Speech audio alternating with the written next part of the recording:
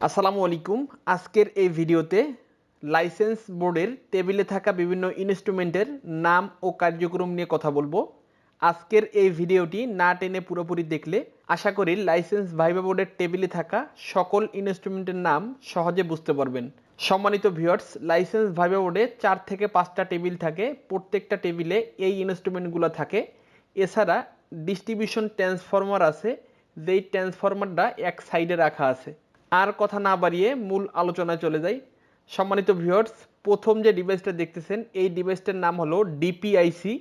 ডিপিআইসি এর পুনরূপ হলো ডাবল পোল আয়রন ক্লাব, যেটাকে আমরা মেইন সুইচ বলে থাকি। এই মেইন সুইচের ভিতরে গ্রিপ ফিউজ থাকে, যেগুলোকে আমরা কাট আউট বলে থাকি। এটির নাম হলো এইচটি কেবল। এইচটি হলো হাই টেনশন। Lighting arrester. এই লাইটিং অ্যারেস্টারের কাজ হলো সাবস্টেশনকে বা জেনারেশন স্টেশনকে বজ্রপাতের হাত থেকে রক্ষা করা।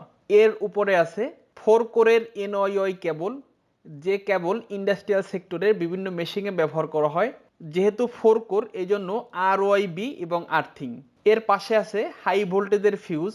Insulation bracket of lighting arrester. Lighting arrester fitting করার সময় এর সাথে ইনসুলেটর হিসেবে ব্যবহৃত হয়। এর সামনে আছে 1 ইঞ্চি পিভিসি চ্যানেল। এর পাশে আছে PVC pipe, PFI capacitor, shackle insulator distribution লাইনে ব্যবহার করা হয়। এর পাশে যে ইনস্ট্রুমেন্টটি আছে এই ইনস্ট্রুমেন্টটির নাম হলো ডিওএফ ড্রপ আউট ফিউজ। তবে এই ডিভাইসটি দেখতে অনেকটা নাইট সুইচের মতো মনে হয়। আমি এই ডিভাইসটার ব্যাপারে একটু কনফিউশন। যদি আপনারা কেউ কনফার্ম হয়ে থাকেন কমেন্ট বক্সে অবশ্যই লিখে দেবেন। এর পাশে আছে Batten holder, HRC fuse. HRC এর পুনরূপ হলো হাই র্যাপচারিং ক্যাপাসিটি। পিএফআই প্যানেলে ব্যবহার করা হয়। 3 পিন রাউন্ড প্লাগ পাওয়ার লোডের জন্য ব্যবহার করা হয়।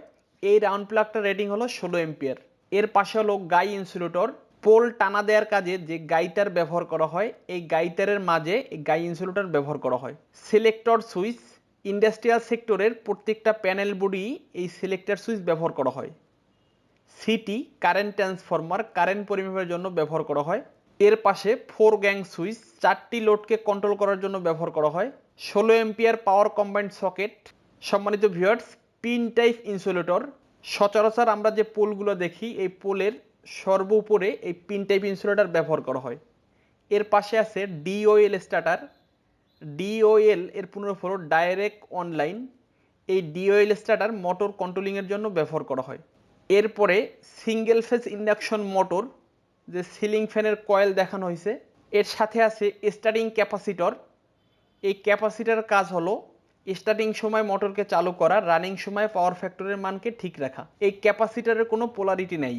এরপরে single phase energy meter, avometer. AVO এর পুনরূপ হলো ampere voltage ohm meter. MCCB moulded case circuit breaker, industrial সেক্টরে পাওয়ার লোডের জন্য ব্যবহার করা হয়। এর পাশে আছে এমসি ম্যাগনেটিক কন্ডাক্টর। এটি একটি controlling device. MCB SPST miniature circuit breaker, single pole single throw.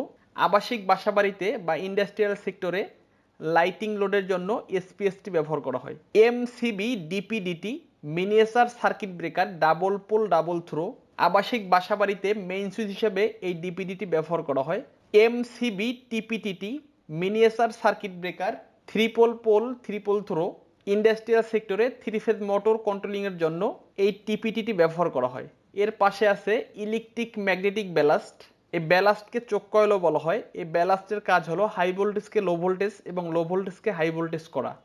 সম্মানিত ভিউয়ার্স, ডান পাশে পিন ইনসুলেটরের পাশে একটি বক্স আছে। এই বক্সের ভিতরে স্টার ডেল্টা কানেকশন করা আছে। স্টার ডেল্টা কানেকশন করার জন্য 3টি magnetic conductor, timer, on of push switch এবং ইন্ডিকেটর থাকবে। এছাড়া ওভারলোড রিলেও থাকে। সংক্ষেপে স্টার ডেল্টা স্টার্টার। সম্মানিত ভিউয়ার্স, ভিডিওটি কেমন লাগলো কমেন্ট অবশ্যই জানাবেন। পরবর্তীতে কোন টপিকসের উপরে ভিডিও করলে আপনাদের সুবিধা হবে কমেন্ট বক্সে অবশ্যই লিখবেন। ধন্যবাদ সবাইকে। আসসালামু আলাইকুম।